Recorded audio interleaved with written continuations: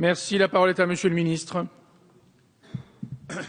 Oui, monsieur le député Molac, la loi de refondation de l'école de la République a conforté la place des langues et des cultures régionales dans le système éducatif en soulignant la valeur de ces langues, en reconnaissant leur caractère bénéfique, en encourageant la fréquentation d'œuvres et de ressources pédagogiques, des activités éducatives et culturelles complémentaires. Nous avons aussi introduit, après de longs débats auxquels vous avez participé, introduit des dispositions nouvelles pour favoriser leur apprentissage, en précisant d'ailleurs que l'enseignement des langues et cultures régionales sera favorisé en priorité dans les régions où elles sont en usage. Nous avons d'ailleurs étendu aux enseignants du second degré la possibilité réservée aux professeurs du primaire de recourir ponctuellement aux langues et aux cultures régionales dans leurs enseignements.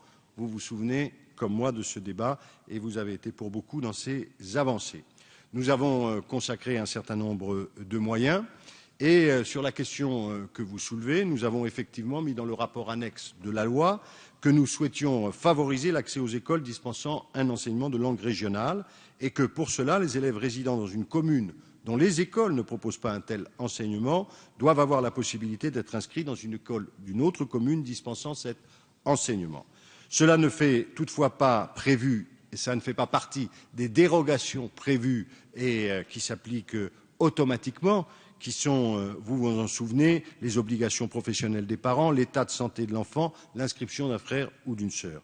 Mais je renouvelle, et je l'ai fait à plusieurs reprises, le souhait que les maires qui sont dans cette situation, et donc celles qui proposent, les mairies qui proposent un enseignement bilingue, accueillent les enfants des communes qui n'en disposent pas. Je ne peux en cette matière qu'inciter, je ne cesse de le faire.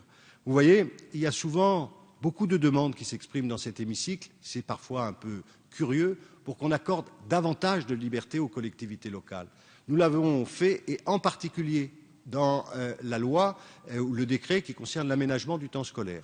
Mais quand cette liberté doit s'exercer, on voit qu'elle rencontre certaines limites. Alors je demande aux uns et aux autres de bien vouloir prendre en compte l'esprit de la loi, précisé dans le rapport annexe, et qui consiste à dire accueillez les enfants qui le souhaitent lorsque vous avez des places disponibles.